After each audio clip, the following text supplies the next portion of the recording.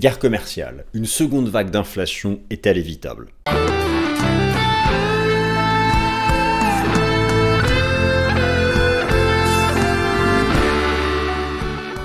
Avertissement légal, cette vidéo ne constitue en aucun cas un conseil financier. Le contenu de cette vidéo ne constitue en aucun cas un conseil financier. Merci à tous.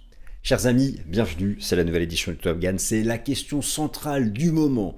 Alors que la guerre commerciale alterne entre offensive commerciale et diplomatie commerciale, alors que ça tangue entre Jérôme Powell et Donald Trump, alors que la Réserve fédérale est sous pression pour baisser ses taux d'intérêt, reprendre la baisse du taux d'intérêt de ses fonds fédéraux, sous pression de l'administration Trump, mais la Fed, elle, a un objectif d'inflation et justement les anticipations d'inflation, elles, selon certains indicateurs, sont revues en hausse.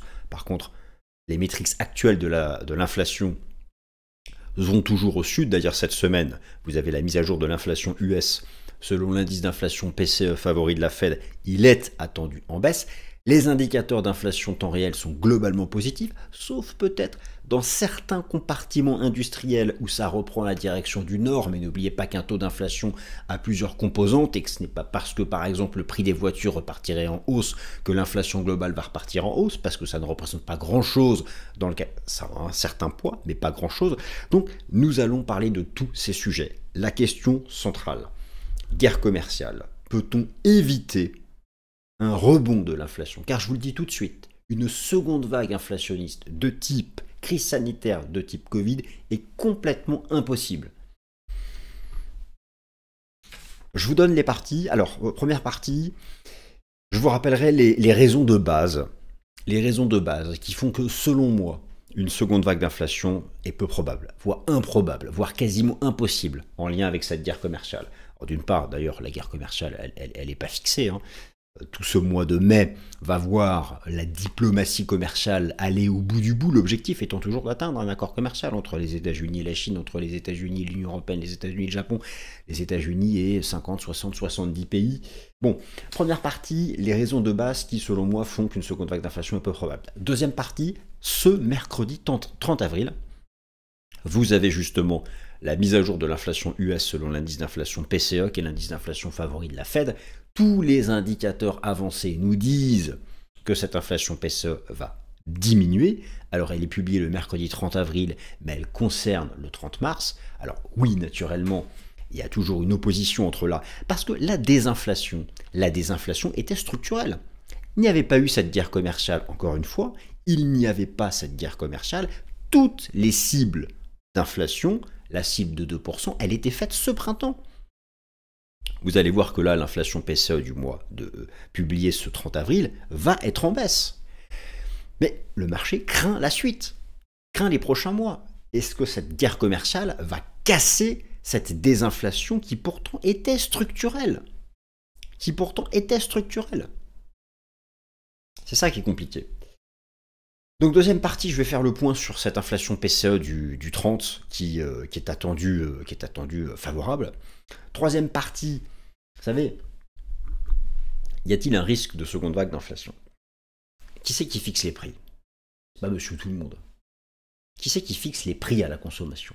Ce sont les entreprises, les distributeurs. Bon, ces entreprises, ces producteurs, ces distributeurs, ils ont deux choix. Ils sont soumis aux tarifs douaniers. Je parle des entreprises soumises aux tarifs douaniers, au commerce international. Ok, très bien. Partons de la base, le tarif universel de 10%. C'est ça, la guerre commerciale des tarifs douaniers dits réciproques. Il y a la base de 10%, et puis, si un accord commercial n'est pas trouvé, il y a l'augmentation, ça peut être 140% pour la Chine, ou 60%, 20% pour l'Union européenne. S'il y a des accords commerciaux, tout le monde va revenir à 10, et puis il y aura des désaccords pour que chaque bloc s'achète des produits réciproquement. Bon, ça c'est l'objectif de la diplomatie commerciale. Mais prenons l'exemple d'une entreprise européenne qui se prend de plein fouet ses droits de douane de 10% pour exporter aux États-Unis. Eh bien, localement aux États-Unis, cette entreprise peut prendre la décision d'augmenter ses prix de 10% pour faire en sorte que le tarif douanier ait un impact neutre sur son bilan, son compte de résultat, sur ses états comptables. L'autre option, c'est que l'entreprise prenne pour elle ce droit de douane, diminue sa marge bénéficiaire pour ne pas changer les prix et ne pas impacter le consommateur, car si tous les prix augmentent et que la consommation s'effondre, l'entreprise fera moins de chiffre d'affaires et au final elle est perdante. Et elle aurait donc mieux fait d'absorber ça dans sa marge. Les entreprises US sont la clé. Ce sera la troisième partie de cette vidéo. Ont-elles les marges, ont-elles les reins suffisamment solides globalement pour prendre ça pour elles? En partant juste en raisonnant sur le 10%, le tarif douanier universel de 10%. Quatrième partie, je vous fais comme d'habitude, comme chaque semaine, mon suivi technique sur tous les horizons de temps, quantitatif, technique, de l'indice S&P 500. C'est parti. Guerre commerciale, peut-on éviter une seconde vague d'inflation? C'est parti, on attaque. Le plan, je vous l'ai donné dans l'introduction, chers amis, sous la forme orale. Je vous le mets ici sous la forme écrite, donc 4 parties. Première partie, guerre commerciale, les raisons de base qui, selon moi, font qu'une seconde vague d'inflation est peu probable. Alors, j'ai rassemblé ici un certain nombre d'arguments. Première raison, tout d'abord, il y a déjà eu donc une guerre commerciale entre les États-Unis et la Chine entre 2017 et 2019, vous vous en souvenez. Cette guerre commerciale entre la Chine et les États-Unis entre 2017 et 2019 avait donc abouti à l'époque à ici donc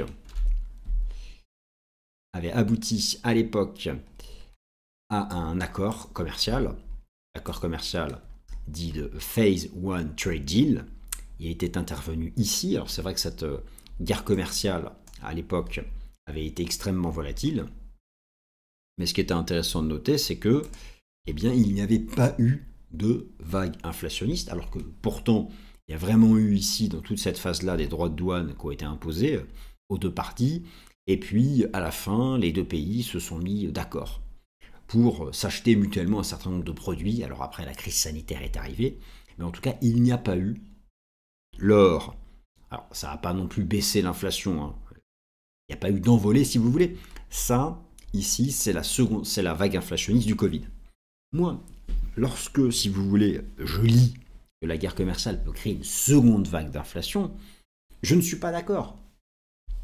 Au pire, la guerre commerciale pourrait maintenir l'inflation au-dessus de la cible de la Fed, autour des 2,5-3%, vraiment dans le pire des cas, mais créer une vague d'inflation de type Covid qui a été déclenchée pour des raisons complètement structurelles, la mise à l'arrêt de l'économie, un redémarrage où l'outil de production n'a pas pu faire face, c'est très différent. En tout cas, première raison de base, nous avons un précédent, la guerre commerciale entre la Chine et les États-Unis lors du premier mandat de Donald Trump n'avait pas déclenché de seconde vague d'inflation. Deuxième raison de base, dites-vous bien une chose, c'est que la guerre commerciale concerne directement les produits agricoles, directement les produits industriels, mais les services ne sont pas concernés directement. Or, je vous rappelle que les services représentent 70% du calcul de l'inflation, et d'autre part, les États-Unis sont une économie de services, les services représentent 80% du PIB des États-Unis. D'autre part, sachez aussi que le commerce international ne représente que 11% du PIB des États-Unis. Donc, ce sont les métriques qui montrent qu'effectivement, la guerre commerciale, si elle devait aboutir à une guerre à outrance sans accords commerciaux, ça reste la clé, c'est ce que je répète chaque semaine dans le Top Gun, eh bien, quand bien même le poids du commerce international dans l'économie américaine, le poids des importations manufacturières et agricoles n'est pas suffisante pour créer une vague inflationniste de type Covid. Dans la vague inflationniste de type Covid, l'inflation s'est envolée parce que l'inflation des services s'est envolée en grande partie. Or là, les services ne sont pas concernés directement par la guerre commerciale. Raison numéro 3 pour laquelle pour moi une seconde vague d'inflation est peu probable. Alors, vous entendez effectivement parler du risque inflationniste, notamment sur le prix des voitures, très bien, mais en contrepartie, vous avez eu un impact massif baissier sur le prix du pétrole. Je vous remontre ça. Le prix du pétrole qui est sorti en plus par le bas d'un range pluriannuel. Alors peut-être qu'il le réintégrera peut-être qu'il le réintégrera. Ok, très bien, mais peu importe. Le delta du prix du pétrole, là, en mars-avril 2025, par rapport à ce qu'il était en mars-avril 2024, est largement négatif. Et je voulais vous rappeler la part, le poids. Donc ce que vous avez sous les yeux, c'est un tableau intéressant qui vous montre à la fois le poids direct et le poids indirect du prix du pétrole dans le calcul des taux d'inflation. On est autour au total de 9 à 10%. Le poids direct et indirect du prix du pétrole dans l'inflation est autour de 10%. C'est largement supérieur à ce que représente le poids, par exemple, de l'inflation des nouvelles voitures. Et clairement, l'énergie est en déflation. Les taux d'inflation sont négatifs actuellement. Les taux d'inflation sont négatifs. Prenez Trueflation, vous allez dans la catégorie transport et vous regardez, vous vous concentrez sur l'inflation de l'énergie. Actuellement, le taux d'inflation sur le gasoil, l'essence, etc., c'est, attendez, j'enlève la petite vidéo, c'est moins 16%. Oui, actuellement, le taux d'inflation annuel de l'énergie, c'est moins 16. Alors, moins 16, est-ce que moins 16, c'est une seconde vague d'inflation? Ah mais, pose la question. Peut-être que pour certains, moins 16, c'est positif. Oui. Donc, en fait, ce que je veux vous dire, c'est que, imaginons, effectivement, regardez, on commence à observer un petit rebond de l'inflation des nouveaux véhicules. Mais c'est contrebalancé par l'effondrement de l'inflation énergétique. Ralentissement économique mondial, en plus augmentation de la production de l'OPEP, la production américaine, bon bref, au final, ces choses vont s'équilibrer. Donc, ça, c'est pour vraiment, je me concentre sur l'aspect des produits qui sont concernés par cette guerre commerciale, et notamment les produits industriels, les produits manufacturés, qui vont être importés avec des droits de douane de 10%, mais si en parallèle vous avez une chute du prix de l'énergie, ça viendra s'équilibrer. Quatrième raison de base, l'immobilier n'est absolument pas concerné directement par la guerre commerciale, l'immobilier absolument pas directement concerné par la guerre commerciale, et l'immobilier représente 40% du calcul du CPI et 15 à 20% du calcul du PCE. Vous avez donc déjà ici une catégorie qui pèse énormément les indices d'inflation. D'ailleurs, je vais vous remontrer où en est l'inflation immobilière en temps réel. Le taux d'inflation des nouveaux loyers est à moins de 18. Donc, je récapitule. Actuellement, le taux d'inflation de l'énergie est à moins 15. Le taux d'inflation des nouveaux loyers immobiliers est à moins 2. Donc, l'immobilier, c'est 30% de l'inflation. L'énergie, c'est 10%. Vous avez donc actuellement 40% du calcul de l'inflation qui est en effondrement, en déflation. Alors, où est la seconde vague d'inflation si vous avez 40% des composantes en déflation? Et en plus, qui ne sont pas concernés par la guerre commerciale. En tout cas, s'il devait y avoir une inflation dans une certaine catégorie de produits à la consommation, ce serait équilibré par la baisse du prix des loyers immobiliers, par la baisse du prix du pétrole, et donc au final, l'inflation serait flat, elle serait stable. C'est ça en fait le raisonnement que j'essaie de vous expliquer. Donc déjà ici, ce sont mes 4 raisons de base pour lesquelles je ne crois pas donc à une seconde vague d'inflation. Alors ensuite, un élément très important, vous avez sous les yeux donc le détail, la composition donc de l'inflation selon le CPI et de l'inflation ici selon le PCE. Une donnée doit vous sauter aux yeux. C'est cette ligne. Les services. Dans le slide précédent, je vous ai montré ici la vague inflationniste du Covid. Cette vague inflationniste du Covid, globalement, toutes les composantes ont participé à l'envolée de l'inflation, mais c'était surtout l'explosion haussière de l'inflation des services. Or, là, dans la guerre commerciale, les services ne sont pas concernés, et les services représentent 60 à 67% du calcul des taux d'inflation. 60 à 67% du calcul des taux d'inflation. Et les services ne sont pas concernés directement par la guerre commerciale. Donc nous avons déjà vu là quand même un certain nombre d'arguments qui militent contre la seconde vague d'inflation. Alors ça ne veut pas dire que l'inflation va aller à la cible de la Fed. Ça ne veut pas dire que certaines composantes ne vont pas augmenter.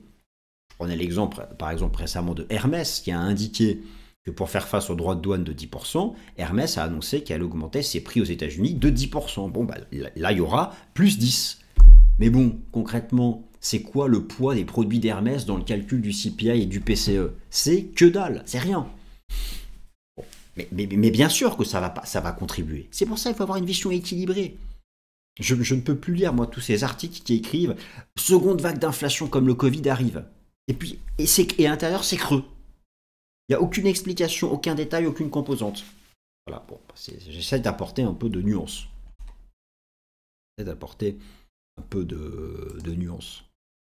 Alors, cette semaine, justement, écoutez, on va déjà avancer un peu, puisque ce mercredi 30 avril, vous avez la mise à jour de l'inflation US selon le PCE.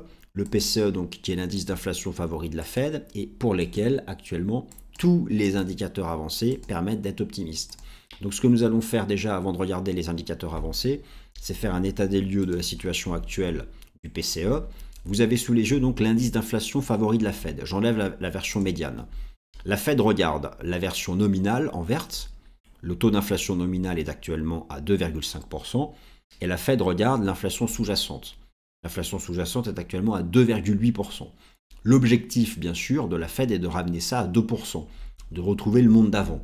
Alors, dans les toutes dernières prévisions de la Fed s'était montrée pessimiste, pensant que le PCE nominal ne passerait pas sous 2,7 et pensant que le PCE sous-jacent ne passerait pas sous 2,8. Bon, alors, sachant que on est déjà sous 2,7 pour le nominal, on est à 2,8 pour le sous-jacent. Cette semaine, mercredi 30 avril, vous avez la mise à jour du PCE. Tous les indicateurs avancés sont optimistes. Les indicateurs avancés que je vais regarder, je les ai répertoriés ici dans ce tableau, avec notamment donc Trueflation qui s'effondre. Et clairement, Trueflation nous dit que la cible de la Fed est faite. Bon, mais ça, c'est l'inflation en temps réel. L'algorithme de la Réserve fédérale de Cleveland est très optimiste. Je vous ai montré les métriques de l'inflation immobilière très optimistes, avec le taux d'inflation des nouveaux loyers qui est même négatif. Bon, par contre, sur les anticipations d'inflation des entreprises, notamment dans le secteur manufacturier, c'est plutôt une alerte rouge, mais encore une fois, l'industrie ne représente que 20% du PIB des États-Unis et que 30% du calcul de l'inflation. Mais effectivement, il faut être prudent, notamment pour le rebond de l'inflation des nouvelles voitures. Et oui, ça va peser, je l'admets. Et par contre, au niveau des produits énergétiques et agricoles, pour l'instant, c'est plutôt des pressions baissières. Et je vous l'ai montré notamment sur le prix de l'énergie. Donc j'illustre un certain nombre de ces indicateurs avancés. Alors tout d'abord, vous avez bien sûr le Trueflation. Donc overall, l'inflation temps réel est à 1,40. L'inflation des services n'arrête pas de baisser, elle est à 1,94. Donc là, vous avez sous les yeux l'inflation nominale et l'inflation des services en temps réel. Il n'y a, au stade actuel, aucune seconde vague d'inflation. Et pourtant, les tarifs douaniers de 10% sont implémentés. Alors, ça peut prendre du temps, mais il y a déjà du 10%. Il y a déjà du 10% implémenté. L'objectif des accords commerciaux, c'est de rester qu'à 10 et de ne pas passer à 20 contre l'Union européenne, ou 60, ou 100, ou 140, que sais-je, encore avec la Chine. Lorsqu'on regarde en détail dans les composantes, alors l'inflation de l'énergie s'effondre. Par contre, effectivement, l'inflation des nouvelles voitures, qui est ici en vert, commence à rebondir. Là, il faut faire attention à ça. L'inflation des nouveaux véhicules, c'est un poids important dans le CPI, bon, mais ce n'est pas non plus un poids dominant, mais effectivement, il y a un début d'impact. Les services publics, c'est tout en bas. La santé, je vous rappelle que la santé pèse 20% du calcul du PCE. Le PCE étant l'indice favori de la Fed. La santé, elle, est tout en bas. En fait, un certain nombre de composantes de l'inflation sont encore tout en bas sur des niveaux très bas. Et donc, overall, lorsque vous regardez l'algorithme de la Réserve fédérale de Cleveland, donc comme je vous ai montré là, le PCE nominal est à 2,5, le PCE sous-jacent est à 2,8.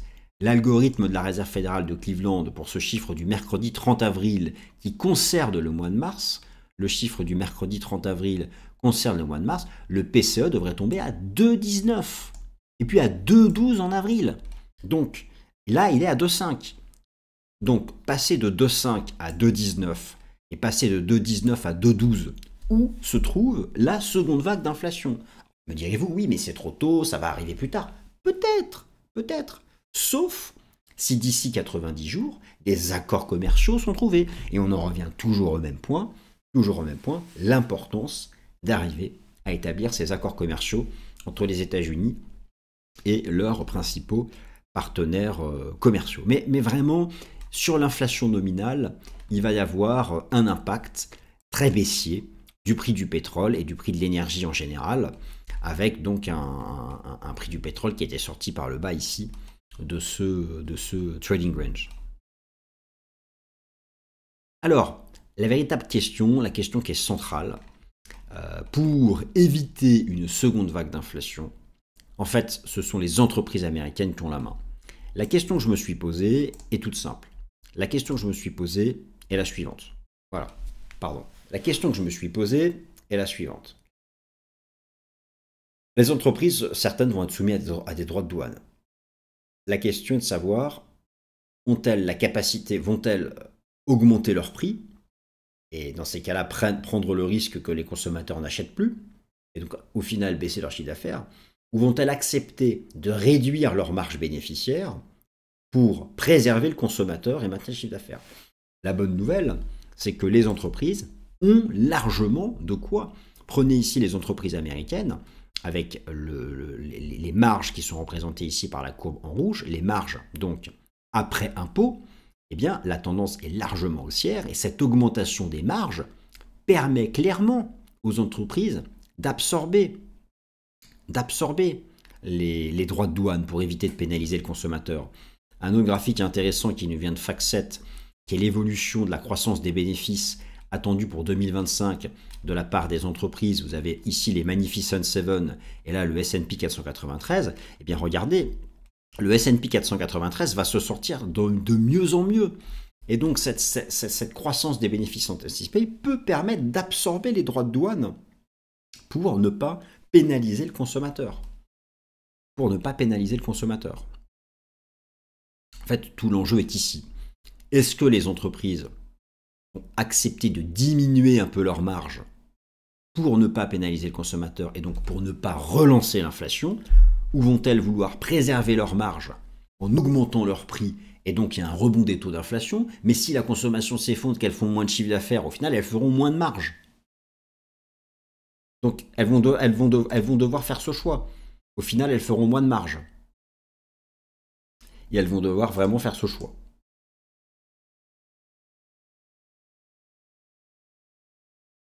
Au final, elles feront moins de marge et elles devront vraiment faire ce choix. Donc c'est vraiment ça qui va compter et dans la suite